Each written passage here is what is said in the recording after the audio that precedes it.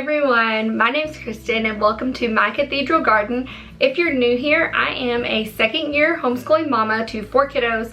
I have a 4th grader, a 2nd grader, a kindergartner, and a 3-year-old in the mix. I was a former elementary education teacher and I have been a homeschool mom full-time now for the last 2 years.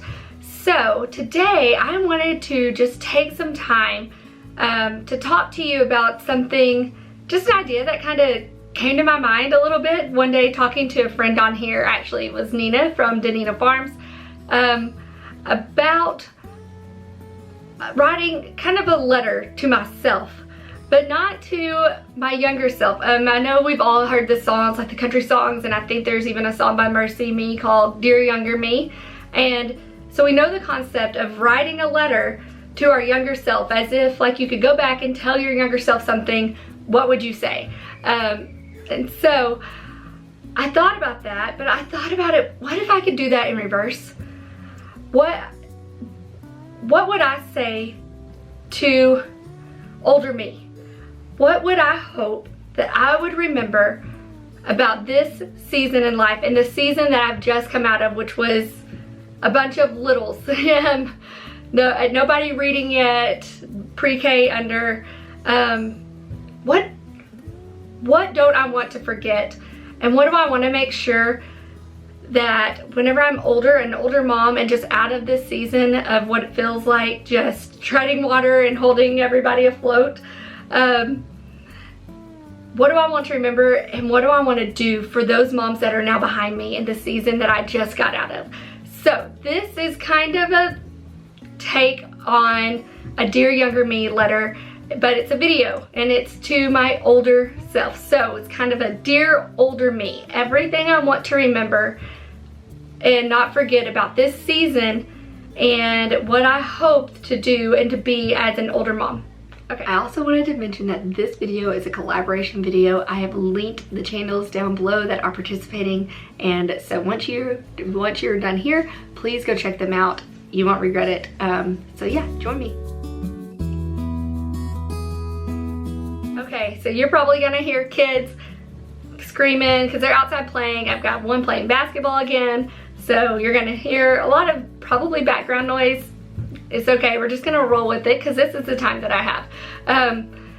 So, dear older me, this came up, it's actually having a conversation and talking about, we were actually just talking about how we had gotten out of this season of everyone in a car seat. Both me and Nina from Danina Farms both have 4 kiddos around the same ages. I don't want to say they're exactly the same because I cannot remember for sure.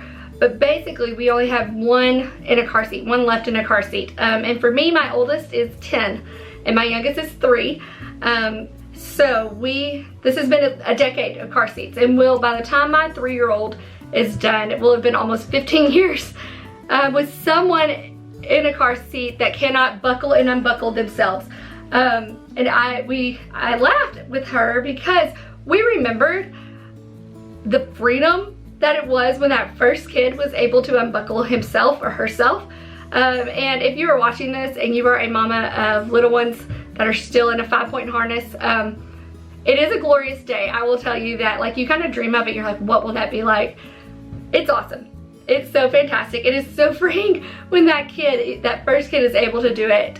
And then subsequently it never gets old. Every kid that's able to do it after that, it is awesome. And so we were just laughing about that. It's just a little small thing, but it got me to thinking the amount of time that it took me to buckle everyone in their car seats or unbuckle them, the blessing it was when someone helped me, either, you know, as a parent, if it was one of my parents walking over and buckling in a kid while I buckled in a kid, or a student. We were youth ministers at the time, my husband was, and he was buckling in a kid, and or a student came over and helped us, or somebody from church, or a friend, anybody that did that one small gesture, it blessed me. It just did. I was so thankful that I didn't have to, or if I was riding with anybody and they unbuckled a kid.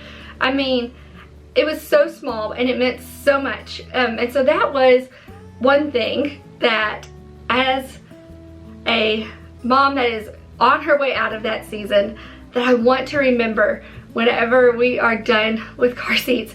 And I am maybe hopefully able to mentor and have that space in my life to mentor a younger mom. My heart is for those young moms, those moms of preschoolers, like everybody 3 and under, 4 and under, 5 and under, 6 and under. Like, that is such a hard season. It feels like it's a lot of my childbearing years, at least for me, all happened within a small time window, 6 years. From the time my oldest was born to the time my youngest was born. And that's a lot of time spent in the toddler, baby, pre-kid stage. And I used to tell all my friends and my sister-in-law, I would tell them, you are the only sane person in your house. Almost all the time. You are the only sane person in your house at all times. And that's hard. No one else has reason. You're gonna fight with someone over a food that they liked yesterday, but magically now they don't. You are going to fight over a shoe being not put up the right way, or on, or a sock that doesn't feel good. I mean, you are literally the only sane person in your house, and that is hard. That's such a hard season. And so I want to remember that as an older mom, that buckling a car seat goes a long way. Bringing a coffee by. I had an older mama, she came and picked up something for me. She was actually one of my mom's friends, and she brought me a coffee.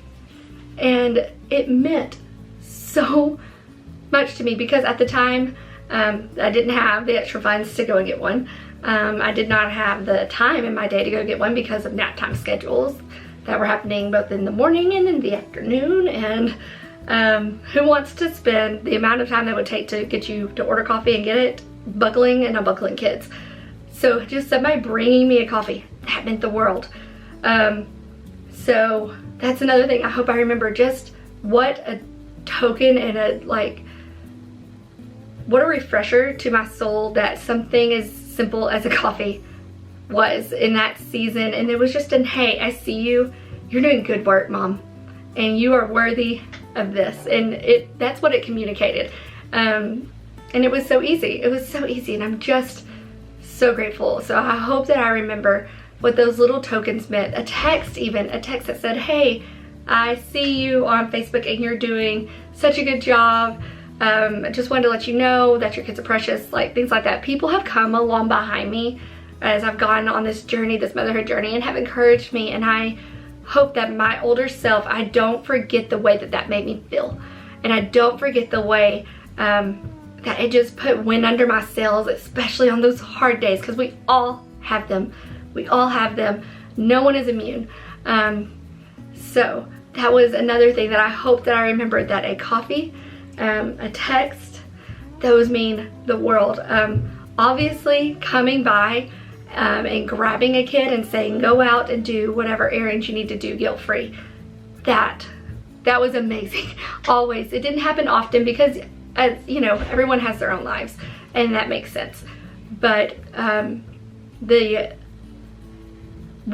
somebody stepping in to that space for me and allowing me time to breathe and remember kind of that I didn't have to fight with everyone at all hours of the day, and that I still kind of had a brain a little bit, or just to give me a bit of quiet, and I would just go and read a book.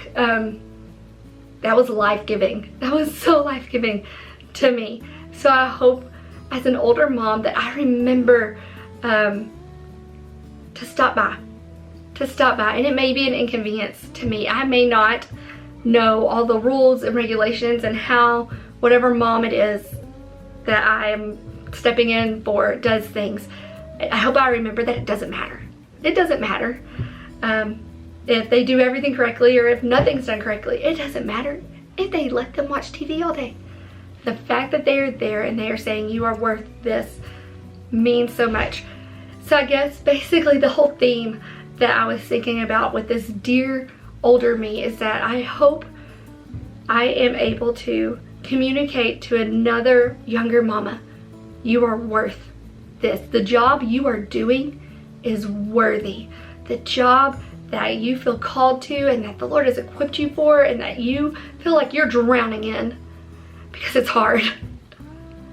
You are worth it. You are worth somebody's time, somebody's money, somebody's words, all of it. All of it. And I hope I remember that when I am an older woman and even just an older mom, and like I said, my youngest is 3. You know, this is maybe two or 3 years from now. My youngest being 6, that's a game changer. That's no one in car seats or anything like that. That's maybe my oldest being able to babysit for a coffee date. Like, what? That's crazy. I hope I remember. I hope I don't forget just the small gestures that cost me hardly anything and that mean the world to someone else. So I know that this was kind of random.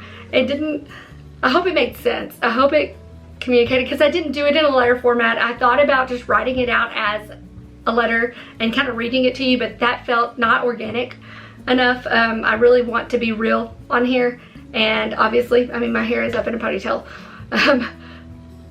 So I didn't want to read it. I didn't really want it as a letter format. I wanted it as just a chit chat and just a way to share ideas, and for you to either say, me too, I'm there too, I've been there, I am in the middle, I'm in the trenches, or we're just getting out. I tell to my husband all the time, and I tell him, like, I feel like we're just coming up for air.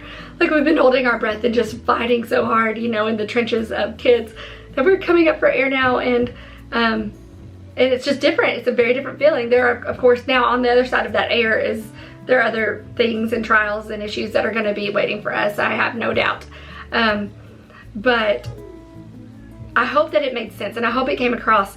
If you have anything that you can think of, something that someone has done for you that has blessed your socks off, that has been just a tremendous encouragement to you, or something you want to remember that maybe I didn't even mention here, leave a comment below and let us all know. I would love to chat with you about it. Like I said, my heart is for all moms on all walks of life, but especially those that are in those little hard pre-K years, because whew, it is hard. It is hard whenever if you're a stay-at-home mom, you're the sole sane person. That's the best way I know to describe it. So yeah, just leave me a comment if you can think of anything else or something else I could do, something that has been done for you. That would be amazing.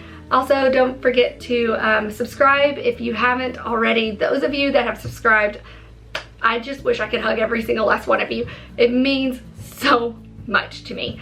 I can't say it enough. And yeah, if you liked these little chit chat videos and just kind of a more organic, real, raw, let me know, because I just enjoy talking to this community that I found on YouTube. Some of the nicest people are here, and I am just so grateful. So yeah, all right, until next time, bye guys.